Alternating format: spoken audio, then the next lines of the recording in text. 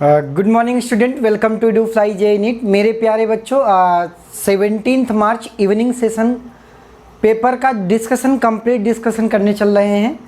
तो अगर आपने 16 मार्च का पेपर नहीं देखा तो वो भी दोनों शिफ्ट का पेपर जो है अपलोडेड है चैनल पे, प्लेलिस्ट में जाके देख सकते हैं। अगर आपने पिछला जेई का भी पेपर नहीं देखा, सारी चीज़ें कंटेंट आपको जेई मेंस का प्रॉपर जो है इस चैनल से मिलने वाला है। तो प्लीज़ अगर आप नए व्यूअर्स हो तो चैनल को सपोर्ट ज़रूर करिएगा। हम बात कर रहे हैं क्वेश्चन नंबर 1 से, जो कि आया हुआ है, करें find the value of R so that the potential difference across the cell will be 0। यहाँ पे अक्रॉस द सेल, यहाँ पे इसके अक्रॉस पोटेंशियल डिफरेंस 0 हो। तो मुझे पता है कि ये सब सीरीज में चल रहे हैं, तो इसमें करंट तो सेम होगी। करंट मतलब V equal to I R, I बराबर V बाई आर। तो यहाँ पे क्या हो जाएगा, V की जगह 2E divided by R1 plus capital R। ये बराबर किसके, जब ये पोटेंशियल इसके बराबर हो जाए तो समझ ले पोटेंशियल 0 हो जाएगा। तो हमने सिर्फ करंट बराबर कर रहे हैं यहाँ पे, is equal to E by R2, is equal to E by R2। यहाँ से E कैंसिल आउट हो गया, या 2R2 बराबर किसके, कैपिटल R प्लस R1 के, या कैपिटल R बराबर 2R2 माइनस R1। तो ऐसा अपना कौन सा ऑप्शन है, option D is correct, option 4 is correct. 2R2 minus R1 must be 0। तो ये क्वेश्चन आया था। तो अगर आप लिखना चाहते हैं तो आप पेन से लिख भी सकते हैं, सारी चीज़ें एक एक करके डिस्कशन करेंगे। तो ऑप्शन 4 इज करेक्ट। यहाँ पे पूछा गया था, फोटो इलेक्ट्रिक इफेक्ट का क्वेश्चन आया था। बोला two light of frequency F1 and F2 falls on the same surface same metal. बोला सेम मेटल मतलब क्या होता है, उसकी जो वर्क फंक्शन होगा फाई वो सेम होगा। If the maximum velocity of electron is V1 and V2 then V2 square minus V1 square minus V2 square is. तो आपके पास देखो वर्क, आपके पास जो भी एनर्जी फॉल करती है, जो भी एनर्जी एच न्यू, या चूँकि फ्रीक्वेंसी के फॉर्म में है तो HF1, ये बराबर किसके, वर्क फंक्शन, ये तो सेम होगा, फाई सेम हो, चूँकि मेटल सेम है। तो phi plus kinetic energy half mv1 square, या इसको ऐसे भी लिख सकते हैं, half mv1 square is nothing but HF1 minus work function phi. Similarly half mv2 square HF2 minus work function phi. अब मुझे यहाँ से V1 square minus V2 square की वैल्यू लिखनी है। तो या तो यहाँ पे 2 कर दें डिवाइडेड बाई m कर दें, यहाँ पे 2 डिवाइडेड बाई m। ऑलराइट, तो यहाँ पे आपके पास इस तरीके से वैल्यू आ गई। अब यहाँ पे इसको V2 square minus V1 square करना था, तो आपके पास वैल्यू क्या आ जाएगी, अगर आप ध्यान से देखें, V2 square minus V1 square मतलब इक्वेशन 1 इक्वेशन 2 में इक्वेशन 2 माइनस इक्वेशन 1। तो अगर आप ध्यान से देखें तो ये माइनस ये करेंगे तो आपके पास ऐसा कौन सा फंक्शन आएगा। देखिए ये सारी वैल्यू तो दिस माइनस दिस करेंगे तो वैल्यू क्या हो जाएगी, 2 times of HF1 minus work function phi divided by mass, ये माइनस, चूँकि HF2 से चालू किया है तो HF2 लिखेंगे। ऑलराइट, यहाँ पे भी माइनस करेंगे, 2 times of HF1 minus work function phi by mass. अब देखें ये बराबर क्या, यही आपके पास आ रहा है आंसर। तो HF2 अगर यहाँ पे H कॉमन ले लें तो वैल्यू आपको दिख रहा है, ये तो कैंसिल आउट हो जाएगा, ये वाला टर्म लास्ट वाला। तो HF2 माइनस HF1, तो 2 कॉमन ले लें, 2H common, H2 minus F2 minus F1, आपके पास ये आंसर दिख रहा है। 2H कॉमन ले लें तो F2 माइनस F1, बाकी ये वाला टर्म लास्ट वाला कैंसिल आउट हो जाएगा। तो ऑप्शन 3 इज करेक्ट। तो ये भी एक फोटो इलेक्ट्रिक इफेक्ट से क्वेश्चन था, आसान सा क्वेश्चन। एक क्वेश्चन आ रहा है हर सेट में, एक क्वेश्चन फोटो इलेक्ट्रिक इफेक्ट या डी ब्रॉगली वेवलेंथ से डाल ही रहा है, तो उसके लिए आप प्लीज़ तैयार रहिएगा। ठीक, अब हम बात कर रहे हैं क्वेश्चन नंबर 3 की।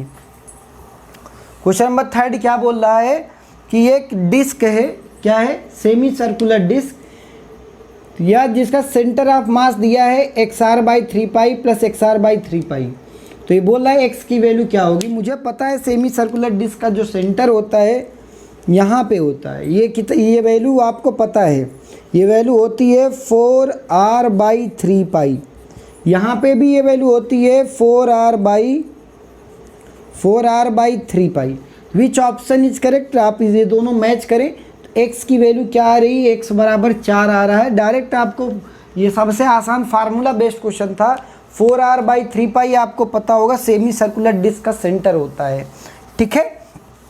तो इस तरीके से 3 क्वेश्चन का सेट हो गया। हम बात करें क्वेश्चन नंबर 4, 5, 6 की। Stay tune with EduFly JEE। Question number 4 में बात कर रहे हैं। क्वेश्चन नंबर 4 में कह रहा है which of the following curve is correct. आपके पास pressure versus volume, volume versus temperature, pressure versus temperature, volume versus temperature का 4 ग्राफ दिया था। इसमें बताना था कौन सा आइसोथर्मल है, कौन सा एडियाबेटिक। तो आपको बेसिक कॉन्सेप्ट को टच करते हुए क्वेश्चंस करना था। आपको पता है कि आइसोथर्मल मतलब टेम्परेचर कांस्टेंट, टेम्परेचर जो स्लोप होगा वो कांस्टेंट होगा। तो यहाँ पे क्या आइसोथर्मल है, टेम्परेचर तो यहाँ पे, लेकिन आइसोथर्मल ग्राफ ये बना है तो ये तो गलत है। यहाँ पे आइसोथर्मल ये है, ये वाला कर्व। आपको पता है PV बराबर nRT। यहाँ पे जब हम प्रेशर और वॉल्यूम में बात कर रहे हैं, ये प्रेशर वर्सेस वॉल्यूम, अगर PV ग्राफ है, ये टेम्परेचर तो कांस्टेंट है तो, लेकिन PV की पावर गामा जो है ये दिया है एडियाबेटिक, जो कि स्ट्रेट लाइन PV की पावर गामा, और गामा की वैल्यू 1 नहीं होती यहाँ। इसका मतलब ये एडियाबेटिक कर्व ये ग्राफ गलत बनाया।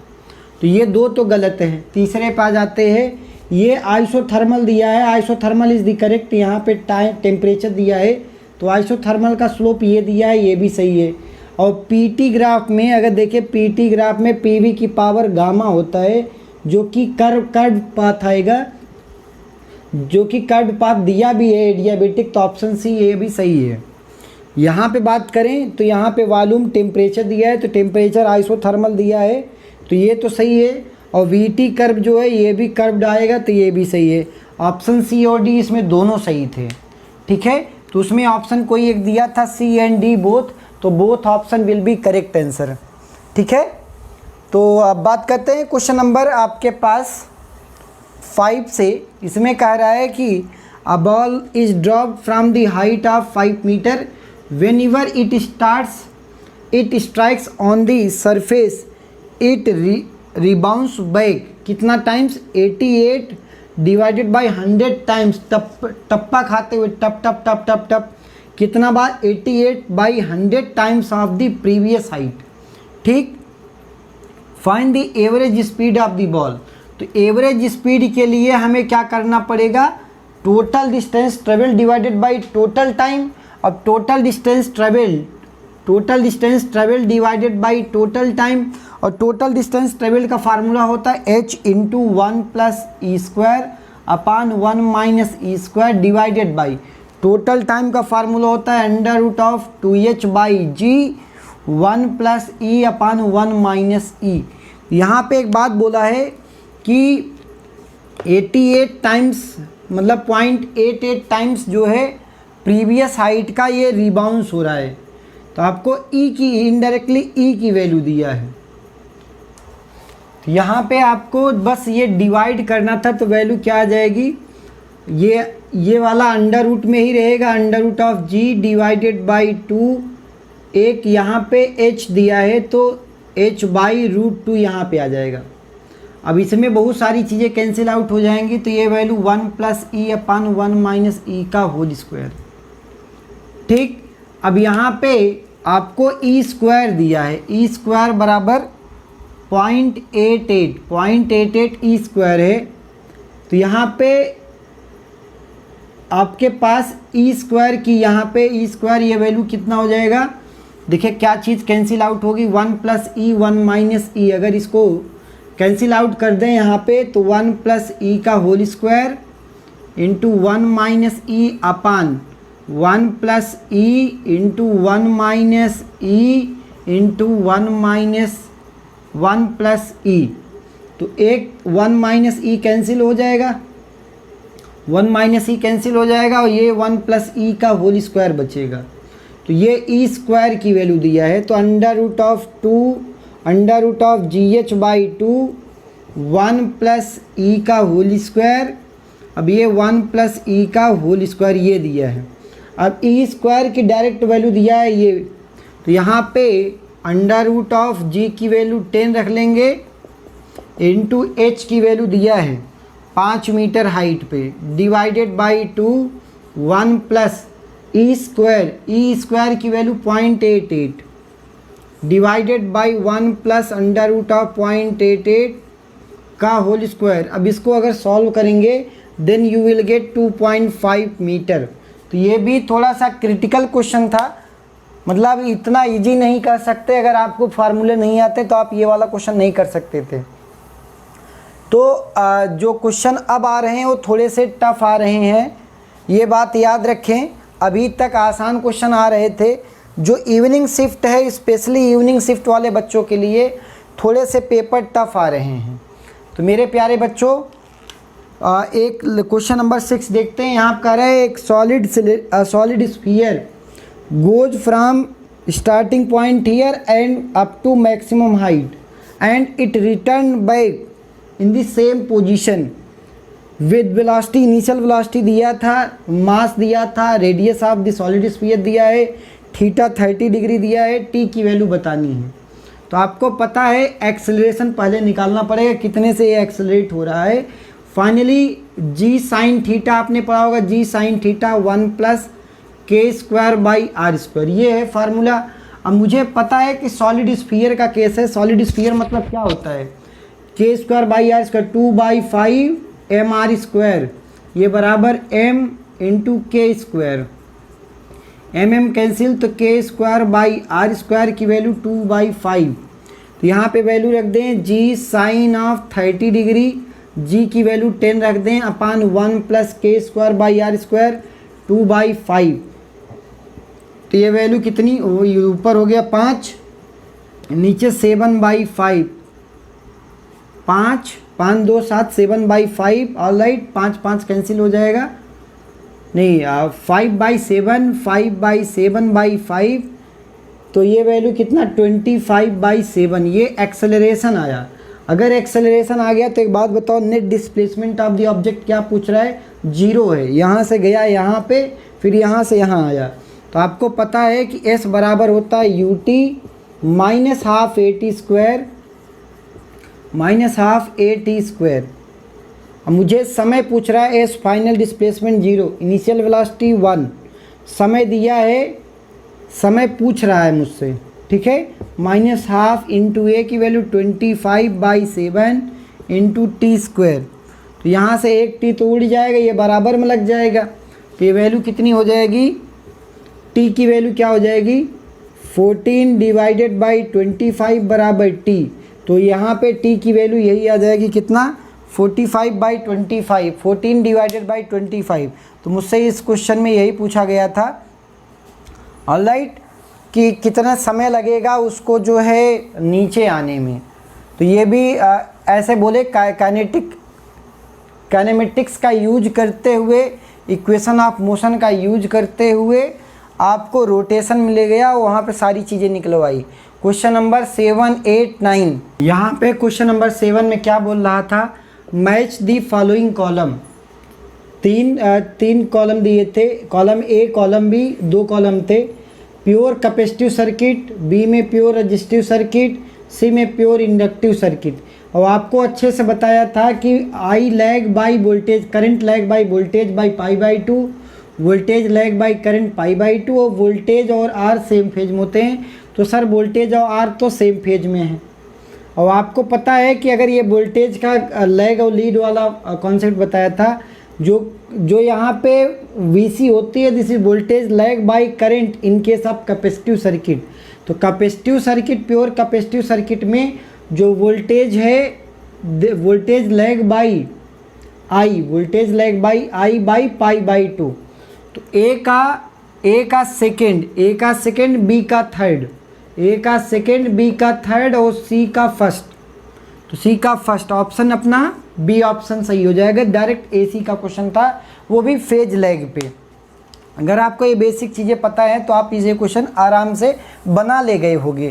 ठीक, अब बात करते हैं क्वेश्चन नंबर 8 की। क्वेश्चन नंबर 8 में क्या बोला, अ प्योर इंडक्टिव सर्किट, ये भी एसी का क्वेश्चन है। A pure inductive AC circuit if the angular frequency omega made half, अगर ओमेगा को हाफ कर दिया, half omega, omega dash becomes half of omega, तो आपको क्या बोल रहा है, reactance becomes double, option A, reactance remain same, current through the circuit becomes double and reactance becomes half, both the current and reactance becomes double. तो XL बात कर रहे हैं, प्योर इंडक्टिव सर्किट मतलब एक्सएल बराबर ओमेगा एल, तो अगर omega को हाफ कर दिया इसका मतलब XL becomes half, XL becomes half, XL dash becomes half of the initial value. Similarly क्या बोला कि अगर एक्सएल डैश हाफ हो गया तो v इक्वल टू आई में, आई बराबर क्या होता है v बाई आर, तो v divided by R is nothing but XL. अगर एक्सएल डैश हाफ हुआ है तो इसका मतलब i बिकम्स क्या 2i, I dash becomes 2i, तो इसका मतलब current becomes 2 times and reactance becomes half. तो option number C is correct. तो ये भी दोनों अच्छा क्वेश्चन था, एसी का दोनों क्वेश्चन डाल दिया था, तो ये मान चलें कि जिन बच्चों का एसी अच्छा रहा होगा वो दोनों ये क्वेश्चन का सेट उड़ा दिए होंगे। 8 नंबर उनके यहीं पे कंफर्म हो गए। ठीक, अब बात करते हैं, क्वेश्चन और आया था, a bulb of 100 watt having intensity at a distance of R from the bulb is I nought. तो आपके पास आर दूरी पे एक, मान लो कि एक पी पावर का बल्ब जल रहा है, पी पावर का बल्ब जल रहा है, तो वहाँ से आर दूरी पे जो इंटेंसिटी होगी that is I not. I not क्या होता है, I not is nothing but power upon area, energy falling per unit area per unit time. तो यहाँ पे इंटेंसिटी ये आपको दिया था। दूसरी बात बोला, at the same distance intensity from the 60 watt bulb, अभी 100 वाट का लगाया गया था, अब 60 वाट का लगा दिया गया, from the bulb is given by intensity इतना, दोनों की तो एक्स की वैल्यू बतानी है। तो मुझे पहला वाला कॉन्सेप्ट क्या दिख रहा है कि पावर अपान पावर की value 100 divided by area 4 pi R square, ये इतनी, ये intensity falling power upon area, ये जो गिर रही है इंटेंसिटी तो सेम है, सेम डिस्टेंस बोला है। ऑलराइट, अब यही क्या बोला दूसरे वाले केस में अगर हम देखें तो 60 वाट का है और एरिया कितना है पाई आर स्क्वायर, और इसकी इंटेंसिटी आई नॉट दिया है, 60 अपान दूरी भी सेम है, लेकिन अब इंटेंसिटी की वैल्यू क्या दिया है, under root of 3x upon 5 I nought बाहर। तो इक्वेशन 1 है, ये इक्वेशन 2 है। तो अगर दोनों को डिवाइड कर दें, मुझे सिर्फ x चाहिए था, तो ये दोनों तो कैंसिल आउट हो गए, इधर क्या बचा 10/6 बचा, इधर ये दोनों कैंसिल आउट हो गए, तो ये अंडर रूट ऑफ 5/3x बचा। तो दोनों साइड का स्क्वायर कर दें, 100/36 बराबर 5/3x, या 300x बराबर 36 × 5, या x की वैल्यू कितना, 3 × 1 = 3, पहले काट दें, यहाँ से 5 × 1 = 5, 5 बिसहियम 100 होता है, 20 × 3 = 60, तो 36 डिवाइडेड बाई 60, तो यहाँ पे ये वैल्यू कितनी 0.6 आ जाएगा, x की वैल्यू 0.6। तो इस तरीके से ये भी ऐसे माने कि फोटो इलेक्ट्रिक इफेक्ट का इंटेंसिटी का क्वेश्चन है, पावर सिंपल इंटेंसिटी बराबर power number of energy falling per unit area per unit time. यहाँ पे इंटेंसिटी का कॉन्सेप्ट लगा करके क्वेश्चन सॉल्व करना था। तो अब हम क्वेश्चन नंबर 10, 11, 12 की बात करते हैं। Stay tune with Edufly JEE. Question number 10 में बोल रहा था कि एक गैल्वेनोमीटर से कितना करंट पास होगी, find the current through the galvanometer. तो करने का 2 तरीका था, एक तो आप KCL से भी इसको सॉल्व कर सकते थे, KVL से भी। KVL से थोड़ा डिफ़िकल्ट पड़ता तो ज़्यादा बेटर KCL था। यहाँ पे 10 वोल्ट है तो यहाँ पे ये 10 वोल्ट हो जाएगा, यहाँ पे ये 0 वोल्ट हो जाएगा। इनके बीच का डिफरेंस, ये V1 मान लिया, इसको V2 मान लिया। तो ये मुझे पता है कि यहाँ पे पहली इक्वेशन क्या हो जाएगा, this is higher potential 10 minus, यहाँ पे जो जितनी भी करंट आ रही है या जा रही सबका समेशन क्या होना चाहिए, 0 होना चाहिए। तो इसका मतलब क्या है 10 माइनस V1 अपान 100। यहाँ पे जो रेजिस्टेंस है इनके पीस पे जो करंट जा रही है वो दो पार्ट में ब्रेक हो रही है। एक तो यहाँ पे ब्रेक हो रही है तो ये बराबर किसके V1 minus V2 divided by 15 पहली, दूसरी V1 माइनस 0 डिवाइडेड बाई 10। तो एक तो यहाँ पे जो भी करंट गई वो दो पार्ट में ब्रेक हो गई, तो यहाँ पे एक हमने KCL लगा दिया। दूसरी बात, अब मुझे पता है कि यहाँ पे यहाँ के लिए यहाँ पे 10 है, यहाँ पे V2, ये भी दो पार्ट में यहाँ पे क्या हो रही है कि ये करंट ऐसे जा रही है, ये भी आ रही है और ये जा रही है, तो ये दोनों आ रही हैं। तो ये दोनों आ रही मतलब 10 माइनस V2 बाई 60 जो भी करंट आ रही है, और ये भी करंट आ रही है V1 minus V2 by 15।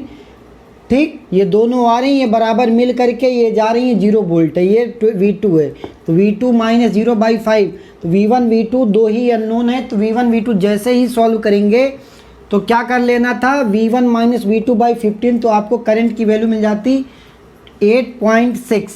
8.6 is the correct answer. तो ये भी क्वेश्चन अच्छा था। तो इस तरीके से आपको KCL की हेल्प से ये क्वेश्चन सॉल्व करना था।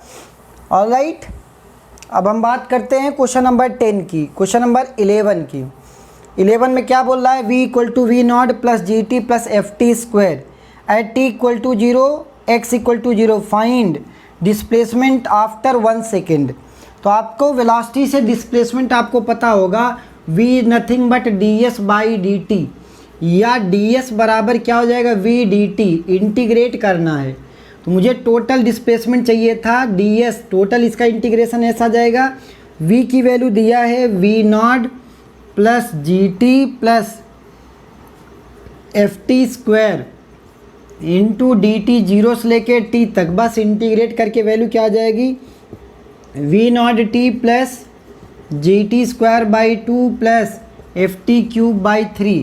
किस समय पे पूछा है, t बराबर 1 सेकेंड पे पूछा था, तो t बराबर 1 भरते ही वैल्यू क्या आ जाएगी v nought G by 2 plus f by 3 is the correct answer. यही डायरेक्ट क्वेश्चन पूछा था। सिर्फ एक सिंपल कॉन्सेप्ट यार ये था कि v बराबर ds बाई डी टी, आपको ds चाहिए था, टोटल डिस्प्लेसमेंट चाहिए था, और इसमें कोई बड़ा कॉन्सेप्ट नहीं था।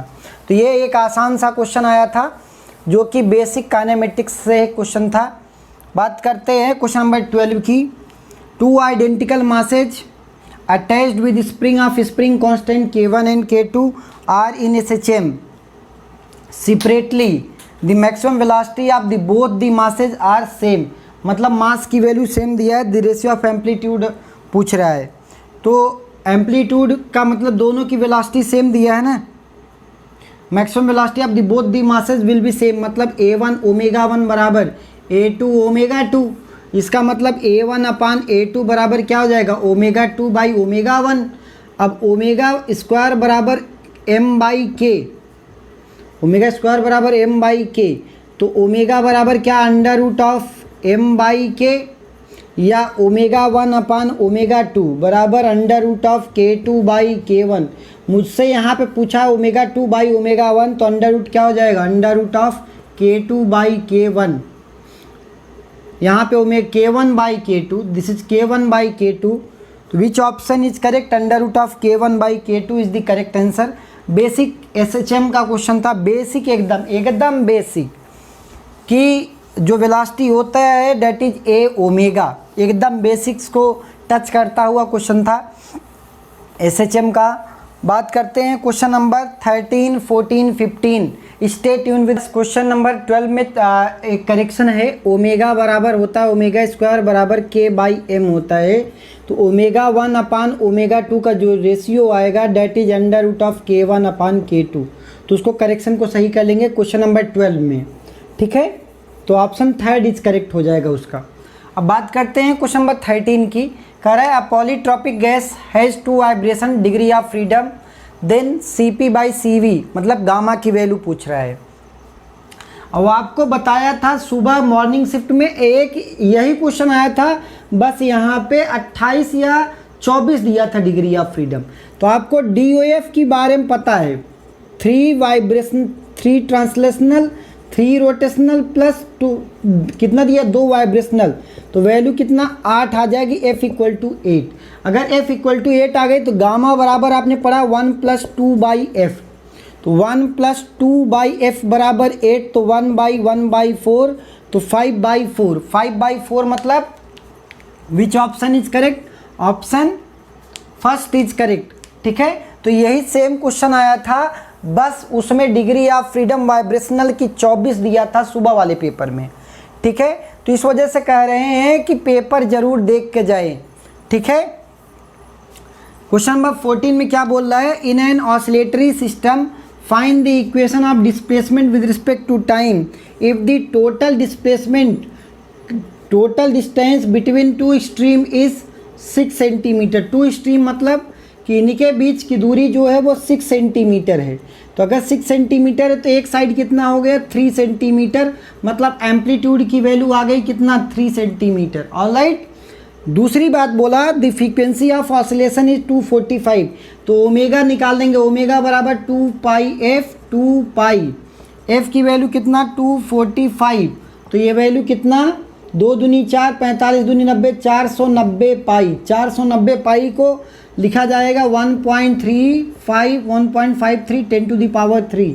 तो इक्वेशन क्या हो जाता है, y बराबर एक जगह पे value 3 sine omega T plus 5, omega की जगह पे 1.53 इंटू 10⁻3 प्लस 5। तो which option is correct, option B is correct. तो ये डायरेक्ट क्वेश्चन आया था, आपको ए निकालना था, ओमेगा निकालना, सीधे इक्वेशन y बराबर ए साइन ओमेगा टी वैल्यू रख देनी थी। तो ये भी एक आसान सा क्वेश्चन था, आसान कैटेगरी का क्वेश्चन में डालेंगे इसको। क्वेश्चन नंबर 15 देखते हैं। कह रहा है कि डेंसिटी दिया है eight depth of 2 kilometre, the value of dV/dt, strain दिया है 1.36 is given, find the ratio of hydraulic stress upon hydraulic strain. तो हाइड्रोलिक स्ट्रेस क्या होती है, डेट इज प्रेशर, प्रेशर बराबर ρgh, रो की वैल्यू 1000, जी की value 9.8, height is nothing but 2 kilometre depth, तो 2 × 10⁻3, this is hydraulic stress upon hydraulic strain. Hydraulic strain delta V/V, hydraulic strain की value कितना 1.36। ऑलराइट, तो इसको वैल्यू कितनी आएगी सॉल्व करने पे 14.41, 10⁸ इज द करेक्ट आंसर। तो ये भी एक क्वेश्चन था, hydraulic stress upon hydraulic strain निकालना था, तो बेसिक कॉन्सेप्ट को यूज करते हुए ये क्वेश्चन किया जा सकता है। ठीक है, question number 16, 17, 18, stay tune with EduFly JEE NEET। Question number 16 में क्या बोल रहा है, 2 satellite S1 and S2 are revolving around a planet P of radius capital R and height 2r and 11r from the surface of earth respectively. Find the if the time period of S2 is 24, तो S1 की value बतानी है। तो कैपलस third law आप जानते होंगे, time period जो होता है वो टाइम पीरियड का स्क्वायर वो r³ के डायरेक्टली प्रोपोर्शनल होता है। तो r की वैल्यू कहाँ से लिया जाता है, from the centre of earth. तो R1 की वैल्यू कितनी हो जाएगी, R1 is nothing but R + 2r that is 3r। ऐसे R2 की value R + 11r that is 12r। अब हम यहाँ पे वही टाइम पीरियड वाला कॉन्सेप्ट लगा देंगे, और आपको जो S2 का टाइम पीरियड है वो पता है 12 घंटे है। तो मुझे पता है t² directly proportional to r³, मतलब t1² / t2² बराबर r1³ / r2³। तो आपको t1 निकालना है, t2² आपको पता है 24 का स्क्वायर। ऑलराइट, यहाँ पे r1 की वैल्यू क्या दिया है 3r / 12r का होल क्यूब। तो देखें ये वैल्यू कितनी हो जाएगी, r कैंसिल, 1/4 का होल क्यूब। यहाँ पे 1/4 का होल क्यूब, t2², हमें t1 चाहिए। तो सिंपल सी बात क्या हो जाएगी, t1 की वैल्यू कितनी आ जाएगी, अगर ये क्रॉस मल्टीप्लाई या फिर ऐसे कर ले, 4 4 चौक 16 चौका 64 64, तो 1/64 ये हो गया। और यहाँ पे 24, ये वैल्यू 24 × 24।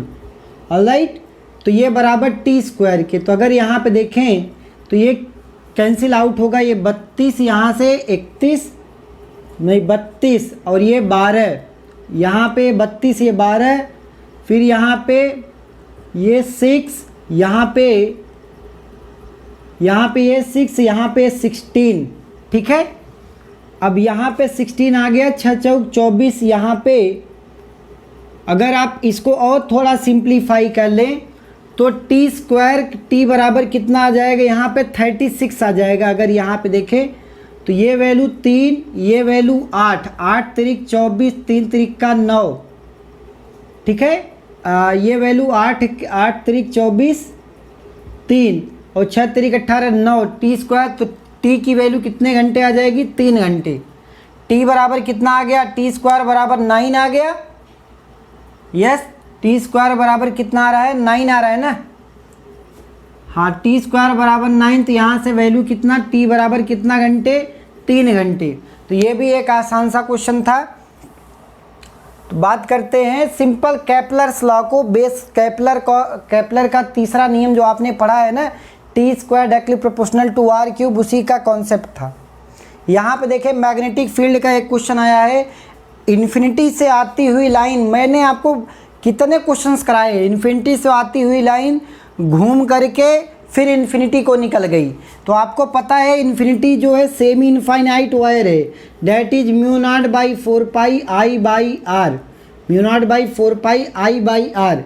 तो यहाँ पे ऐसे दो, इसकी वजह से भी इनसाइड है, इसकी वजह से भी इनसाइड, तो मल्टीप्लाइड बाई 2 टाइम्स, तो वैल्यू कितनी हो जाएगी, mu nought by 2 pi I by R. एक तो ये हो गया दोनों सेमी इनफाइनाइट वायर की वजह से, प्लस सेमी सर्कुलर यहाँ पे है, तो सेमी सर्कुलर की वजह से, पूरे सर्कल की वजह से mu nought by 2 I by R, आधे सर्कल की वजह से mu nought by 4 I by R, और ये भी ये क्या है, ये भी inside mu nought by 4 I by are.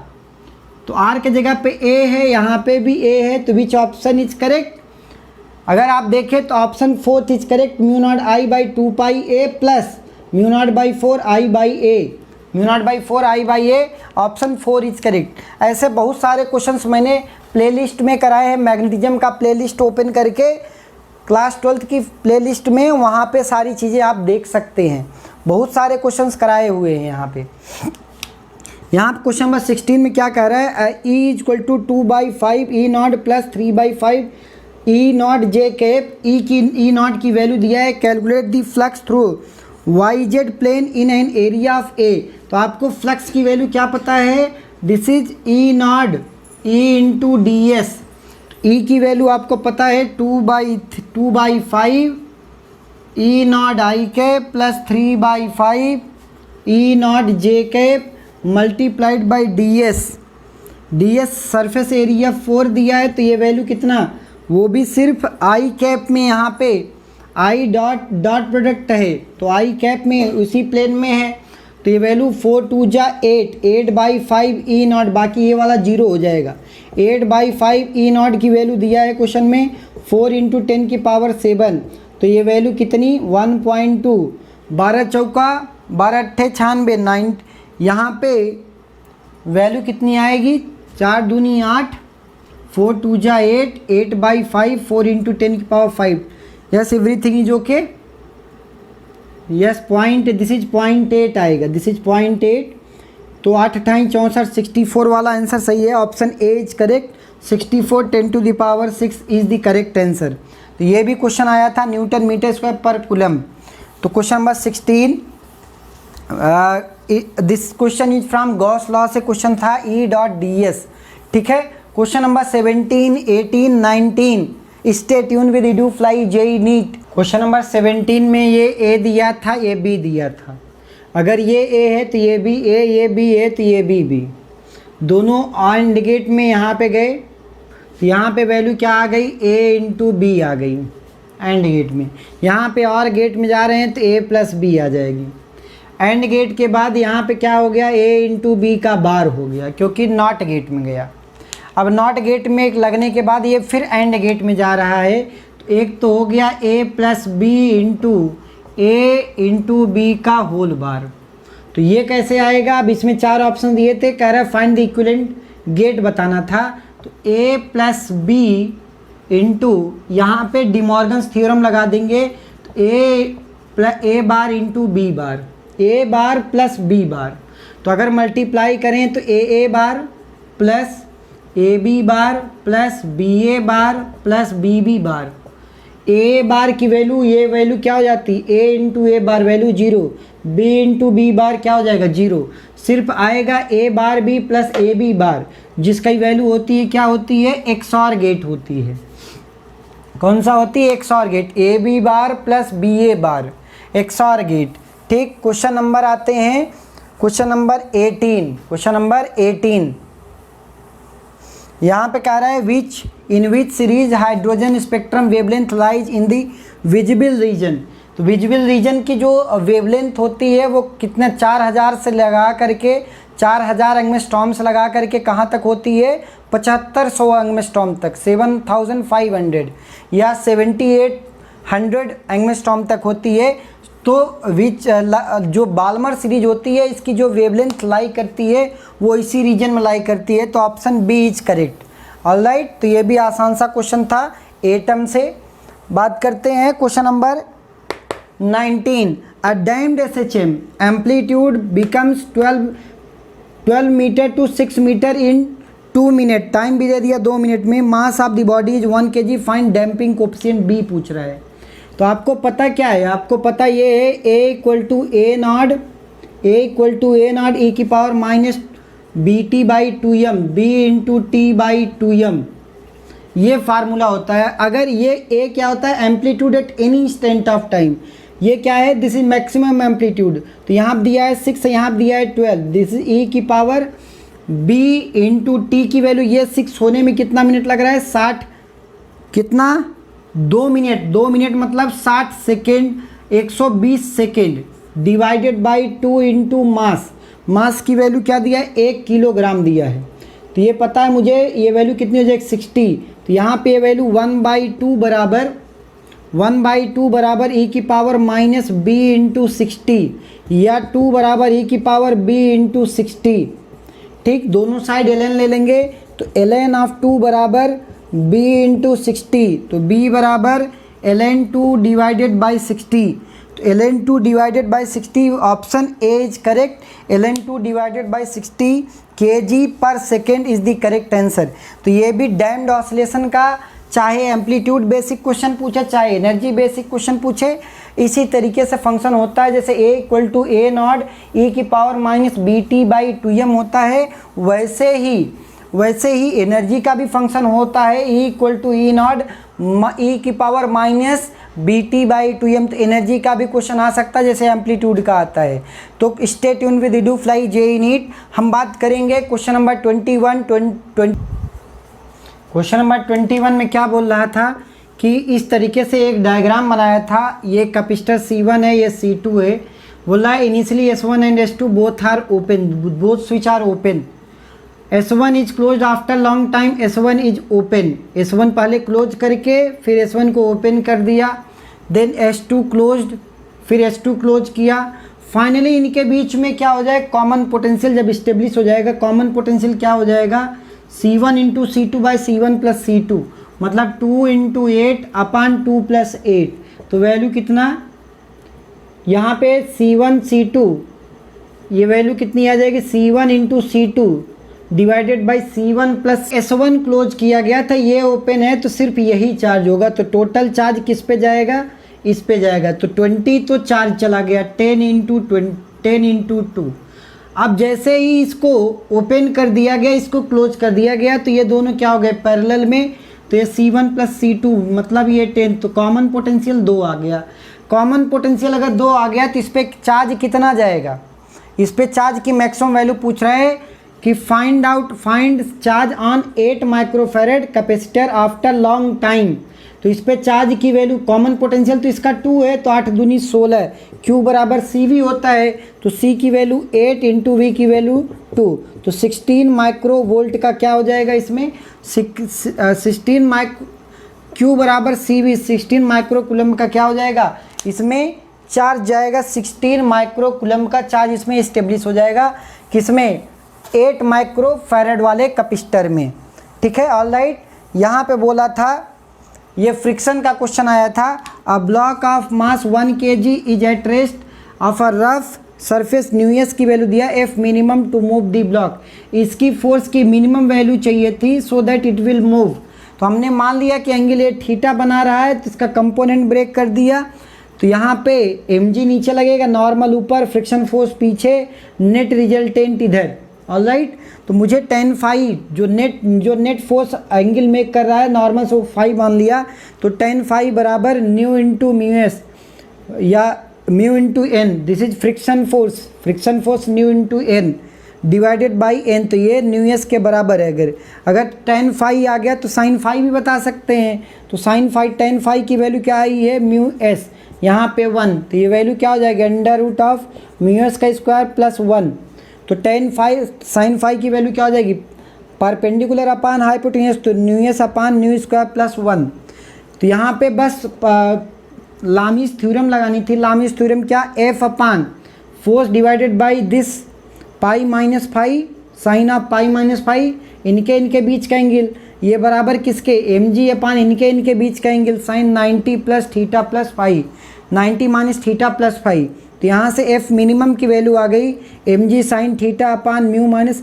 अब ये मिनिमम कब हो सकता है, जब ये मैक्सिमम हो। मैक्सिमम कितना हो सकता है 1 हो सकता है, जब फाई किसके बराबर हो, व्हेन फाई बिकम्स थीटा।